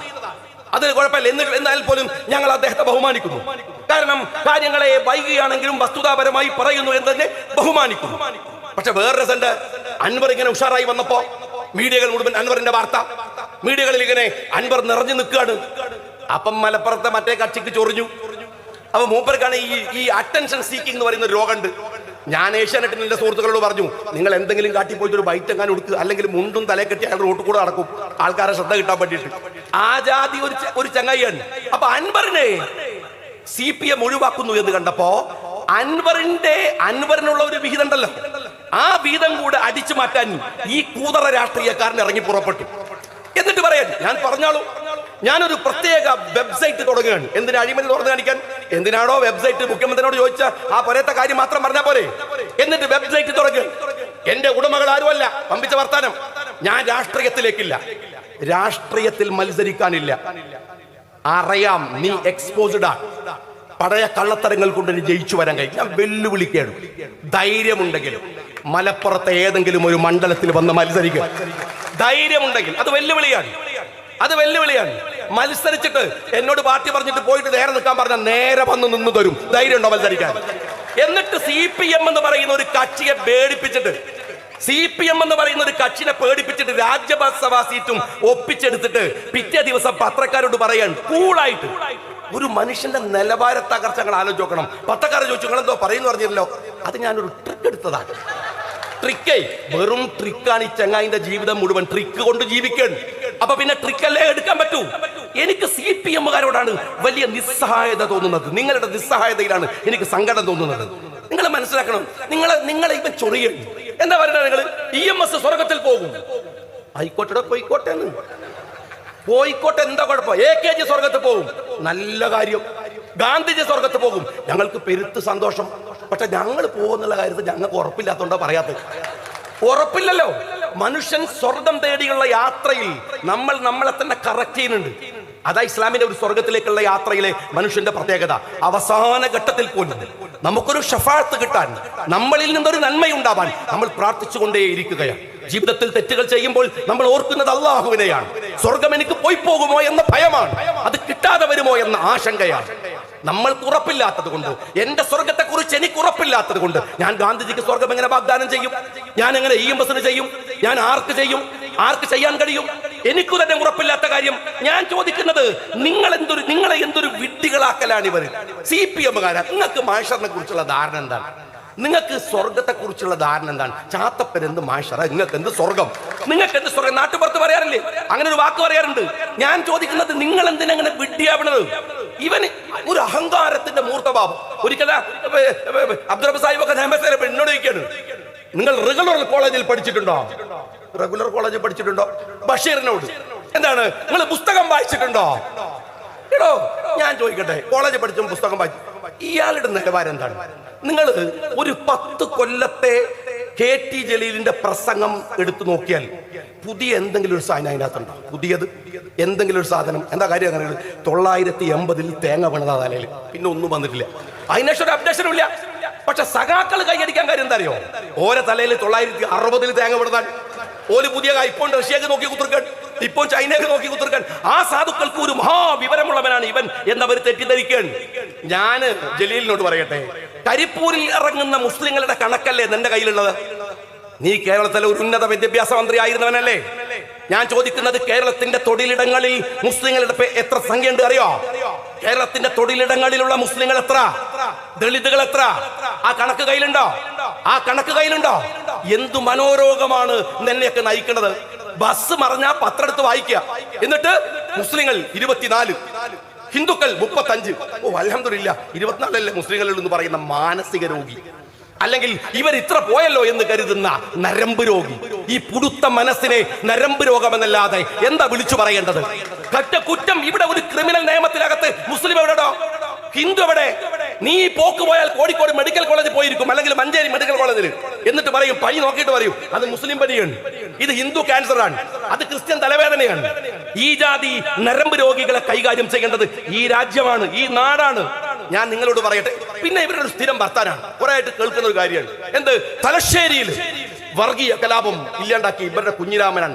കള്ളുഷാപ്പ് കടന്ന് മരിച്ചുപോയ, കുത്തേറ്റ് മരിച്ച കുഞ്ഞിരാമന്റെ കണക്കായി പറയണത്. തെളിവ് പറഞ്ഞാലും അതെന്നെ പറഞ്ഞുകൊണ്ടിരിക്കും. രണ്ടാമത്തെ കാര്യങ്ങള്, മലപ്പുറം ജില്ല ഉണ്ടാക്കിയത് നിങ്ങളാണ്. ശരി, നിങ്ങൾ ഉണ്ടാക്കിയതാണ്, ഞങ്ങൾ നിങ്ങൾക്ക് കപ്പം തരണോ? മലപ്പുറം ഉണ്ടാക്കിയത് നിങ്ങൾക്ക് ഗുണ്ട പിരിവ് വേണോ? നിങ്ങൾ ഈന്റെ കണക്കും വരും എന്നാ പോയി കോട്ടയത്ത് ചോദിക്കണോ?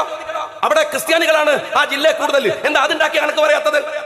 മലപ്പുറത്തിന്റെ കണക്ക് മലപ്പുറം നിങ്ങൾ ഉണ്ടാക്കിയതാണ് എന്നിങ്ങനെ പറയണത്. നിങ്ങൾക്ക് ഞങ്ങൾ കപ്പ് തരണോ? നിങ്ങളെ തറവാട്ട് സ്വതയിലെ വിഹിതത്താണോ ഈ ഒരു ജില്ല ഉണ്ടാക്കിയത്? എന്തു വർത്തമാനമാണ് ഈ പറഞ്ഞുകൊണ്ടിരിക്കുന്നത്? നിങ്ങളോട് ഞാൻ സ്നേഹത്തോടെ ചോദിക്കട്ടെ, ഒരു കാര്യം ഉണ്ടല്ലോ, CH എന്ന് പറയുന്ന ഒരു മഹാമനുഷ്യൻ, ആ മനുഷ്യന്റെ ബുദ്ധി വൈഭവത്തെ കുറിച്ച് ആലോചിച്ചാലും പറഞ്ഞാലും മതിയാവൂല. എന്താ കാര്യം എന്നറിയോ? മലപ്പുറത്തിന്റെ ഹൃദയഭൂമിയിൽ അയാൾ ഒരു യൂണിവേഴ്സിറ്റി ഉണ്ടാക്കി, എന്നിട്ട് പേര് കാലിക്കറ്റ് യൂണിവേഴ്സിറ്റി എന്നിട്ടു. എന്താ കാര്യം അറിയോ? ഇവനെ പോലത്തെ ഊളകൾ വരാൻ സാധ്യതയുണ്ട്. അവിടെ പഠിച്ചു വരുന്ന കുട്ടികൾ അത് ബാധിക്കുന്നു വിചാരിച്ചിട്ടാണ്. അവിടെ പഠിച്ചു വരും, അത്രമേൽ വർഗീയമാണ് ഇവരൊക്കെ എന്നതുകൊണ്ടാണ്, അത്രമേൽ വർഗീയപരമാകും എന്ന് വിചാരിച്ചത് കൊണ്ടാണ്. ഒരു കാര്യം നിങ്ങൾ മനസ്സിലാക്കിക്കോ, ഇന്ന് ലോകത്ത് ഇസ്രയേൽ ഗാസ എന്ന് പറയുന്ന പ്രദേശത്തെ ഐസൊലേറ്റ് ചെയ്യുന്നത് നമ്മൾ കാണുന്നുണ്ട്. കേന്ദ്രീകരിപ്പിച്ച് നിർത്തുകയാണ്, മാറ്റി നിർത്തുകയാണ്, എന്നിട്ട് ഭീകരമായി ആക്രമിക്കുകയാണ്. ആ ഇസ്രയേലിന്റെ അജണ്ടയോടുകൂടിയാണ് നിങ്ങൾ മലപ്പുറത്തെ കാണുന്നതെങ്കിൽ മലപ്പുറത്തെ അങ്ങ് മൂക്കിൽ വലിച്ചു കളയാമെന്ന തെറ്റിദ്ധാരണയൊന്നും നിങ്ങൾക്ക് ഉണ്ടാവരുത്.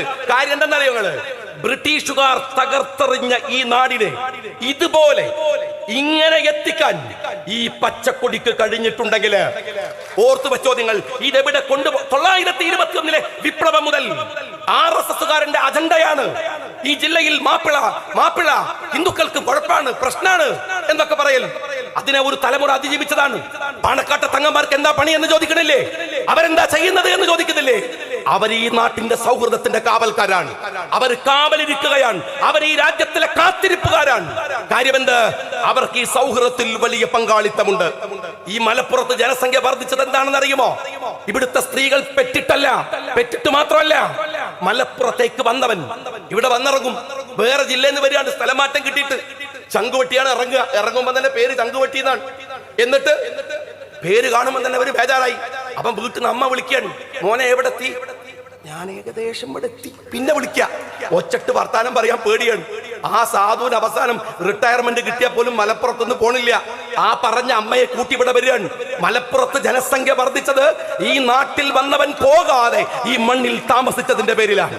ആ കാര്യത്തില് ഞാൻ ഒരൊറ്റ കാര്യം ചോദിക്കട്ടെ, ഈ മലപ്പുറത്തിന്റെ വളർച്ചയിൽ ഈ പറയുന്ന ഊളക്ക് കേരളത്തിലെ ഉന്നത വിദ്യാഭ്യാസ മന്ത്രിയായിരുന്നിട്ടും ഒരു ഉറുപ്പികയുടെ ആനുകൂല്യം അല്ലെങ്കിൽ നന്മ ചെയ്തിട്ടുണ്ടോ? ഇല്ല. എന്നാൽ മലപ്പുറം ജില്ലാ പഞ്ചായത്ത് ഉണ്ടാക്കിയ വൃക്കരോഗികൾക്കുള്ള കാരുണ്യത്തിന്റെ നിറവിനെ തകർത്തു കളഞ്ഞതിവനാണ്. അറിയോ നിങ്ങള്? തകർത്തു കളഞ്ഞതിവനാണ്. അതാ അവിടെ മാത്രല്ല, ഇവിടെ നിങ്ങൾ ആലോചിച്ച് നോക്ക്, ജമാഅത്തെ ഇസ്ലാമിയുമായിട്ട് അതിശക്തമായ വിയോജിപ്പുകൾ ലീഗിനുണ്ട്. രണ്ടു സംഘടനയാണ്. ഞാൻ അതിനെ വിമർശിച്ചുകൊണ്ട് ഒരുപാട് പ്രസംഗിച്ചിട്ടുണ്ട്. ഞാൻ പ്രസംഗിക്കുന്നത് ജമാഅത്തിന്റെ ആനുകൂല്യങ്ങളൊക്കെ പറ്റിയതിനു ശേഷമല്ല, അവരുടെ കോളേജിൽ പഠിക്കുമ്പോ അവർക്കെതിരെ അവർക്കറിയാം. എത്രയോ എഴുതിയിട്ടുണ്ട്, എത്രയോ വിയോജിപ്പുകൾ ഇപ്പോഴും നിൽക്കുന്നുണ്ട്. പക്ഷേ അവരുമായി സൗഹൃദങ്ങളുണ്ട്, രാഷ്ട്രീയമായ സൗഹൃദങ്ങളുണ്ട്, അവരുടെ കൂടെ അവരുമായി സംവാദങ്ങളുണ്ട്. എന്ന് വെച്ച് അവരുടെ എതിർപ്പ് അവസാനിച്ചോ? അവരുമായി ഏതെങ്കിലും തരത്തിലുള്ള രാഷ്ട്രീയ ബന്ധങ്ങൾ ഉണ്ടാക്കിയോ? കൊടുക്കൽ വാങ്ങലുകൾ ഉണ്ടാക്കിയോ? രാഷ്ട്രീയ സൗഹൃദങ്ങൾ. പക്ഷെ ഞാൻ ചോദിക്കട്ടെ, വിയോജിപ്പുകൾ അതിന്റെ മൂർധന്യത്തിൽ നിൽക്കുമ്പോഴും ഞങ്ങൾ അവരെ എതിർക്കേണ്ട രീതിയെ കുറിച്ചുള്ള കാഴ്ചപ്പാടുണ്ട്. അത് ഡിബേറ്റാണ്, അത് തർക്കമാണ്. അല്ലാതെ മീഡിയ ബണ്ട് നിരോധിക്കണമെന്ന് കേന്ദ്ര BJP-കാരന് കത്തെഴുതുന്ന വിഷത്തിന്റെ പണി KT ജലീൽ അല്ലാതെ ഇവിടുത്തെ ഒരു മനുഷ്യൻ ചെയ്യില്ല. നിങ്ങൾ ഓർത്തു നോക്കണം, ജമാഅത്തെ ഇസ്ലാമിയുടെ ആനുകൂല്യങ്ങളിൽ വളർന്നു വന്ന് ആ ആനുകൂല്യം പറ്റിയവനല്ല ഞങ്ങളൊന്നും, അത് വാങ്ങിയവരല്ല ഞങ്ങളൊന്നും, അതിൽ വളർന്നു വന്നിട്ട് എന്നിട്ട് ആ മീഡിയ വൺ അവർക്കെതിരെ വസ്തുതാപരമായി എന്തോ എഴുതിയപ്പോ അത് നിരോധിക്കണമെന്ന് പറഞ്ഞ് കേന്ദ്രത്തിന് കത്തെഴുതുക. എന്തൊരു അശ്ലീലമാണിത്! എന്തുമാത്രം മോശപ്പെട്ട കൂതറ ഏർപ്പാടാണെന്ന് ഇയാളൊന്ന് മനസ്സിലാക്കുന്നത് നല്ലതാണ്. ഇതാ പലരും പറഞ്ഞു, ഇതാ ഇവിടെ ഒരു ചർച്ചുണ്ട്. ഞാൻ പറയാണ്, ഈ ചർച്ച് വന്നതിന്റെ ചരിത്രം പറഞ്ഞു. ആ ചർച്ച് അന്ന് ഡോക്ടർ അബൂബക്കർ ഇവിടെ ചെയർമാൻ ആയിരിക്കുമ്പോഴാണ് അവിടെ ഒരു മുനിസിപ്പൽ പ്രൊജക്ട് കൊണ്ടുവരാൻ ശ്രമിച്ചതാണ്. അവർ പ്രക്ഷോഭത്തിന് ഇരിക്കുമെന്ന് പറഞ്ഞു. ഞങ്ങൾക്ക് പള്ളി ഉണ്ടാക്കണം. നേരെ പോയത് പൂക്കോയ തങ്ങളുടെ അടുത്താണ്. പൂക്കോയ തങ്ങൾ പറഞ്ഞു, അന്ന് അബൂബക്കർ സാഹിബിനെ വിളിച്ച്, അല്ല, അവിടെ പള്ളി വരണം. ഇതൊരു ആനുകൂല്യമല്ല, ഒരു സൂക്ഷ്മതയാണ്. പണക്കാട്ടെ കുടുംബം കാണിക്കുന്ന സൂക്ഷ്മതയാണ്. ലീഗ് രാഷ്ട്രീയം മലപ്പുറത്ത് കാണിക്കുന്ന സൂക്ഷ്മതയാണ്. ഗാന്ധിജി സ്വർഗത്തിൽ പോവോ, AKG സ്വർഗത്തിൽ പോവോ എന്ന് തെരഞ്ഞു നടക്കുന്ന ജലീലെ, മലപ്പുറത്തെ വല്യങ്ങാടിയിലെ പള്ളിയിൽ അന്ത്യവിശ്രമം കൊള്ളുന്ന 44 ശുഹദാക്കളിൽ ഒരാളുടെ പേര് വേലുക്കുട്ടി തട്ടാൻ എന്നാണ്. അറിയോ നിനക്ക്? ചരിത്രം അറിയാ? മലപ്പുറത്തെ പള്ളിയില് അന്ത്യവിശ്രമം കൊള്ളുന്ന 44 ശുഹദാക്കളിൽ, ആ പള്ളി തകർക്കാൻ വന്നവരെ പ്രതിരോധിച്ചു മരിച്ചുപോയ 44 ശുഹദാക്കളിൽ വേലുക്കുട്ടി തട്ടാനുണ്ട്. ഈ സിവിൽ സ്റ്റേഷൻ, ആ സിവിൽ സ്റ്റേഷൻ ഇവിടുത്തെ മിലിറ്ററി ബാരക്കായിരുന്നു. പറഞ്ഞു പലരും ഇവിടെ, ആ മിലിറ്ററി ബാരക്കിനകത്ത് ഇവിടുത്തെ മാപ്പിളയുടെ രക്തമുണ്ട്, ഇവിടുത്തെ മാപ്പിളയുടെ മാംസമുണ്ട്, ആർത്തലക്കുന്ന നിലവിളികളുണ്ട്. അവിടെയാണ് ജനാധിപത്യത്തിന്റെ സ്ഥിരാകേന്ദ്രമായി അവിടെ നിൽക്കുന്നത്. ഈ മലപ്പുറത്തെ തകർക്കാൻ നിങ്ങളുടെ ADGP ഒന്നും മതിയാവില്ല, മുഖ്യമന്ത്രി വിചാരിച്ചാലും കഴിയില്ല. കാരണം 21 നിന്ന് ഉയരെടുത്തു വന്ന ഒരു പ്രയാണമുണ്ട്, ഒരു ത്യാഗം. ഞാൻ ഒറ്റ കാര്യം പറയട്ടെ നിങ്ങളോട്, ഈ മലപ്പുറത്തിന്റെ തെളിനീരില് വിഷം കലർത്താൻ ബ്രിട്ടീഷുകാർ ശ്രമിച്ചിട്ടുണ്ട്, RSSകാർ ശ്രമിച്ചിട്ടുണ്ട്, പലരും ശ്രമിച്ചിട്ടുണ്ട്. ഉഗ്രവിഷമുള്ള രാജവെമ്പാല പിണറായി വിജയൻ ശ്രമിച്ചിട്ടുണ്ട്. എന്നിട്ട് നടന്നിട്ടില്ല. എന്നിട്ടാണ് വളാഞ്ചേരിയിലെ ഈ നീർക്കോലി വന്നിട്ട് വിഷം കലർത്താമെന്ന് വിചാരിക്കുന്നത്. രാജവെമ്പാലമാരുടെ വിഷത്തെ അമൃതാക്കി മാറ്റാൻ കഴിവുള്ള നേതൃത്വം ഇതാ ഇവിടെ ഇന്ത്യൻ യൂണിയൻ മുസ്ലിം ലീഗ് പാർട്ടിക്കുണ്ട്.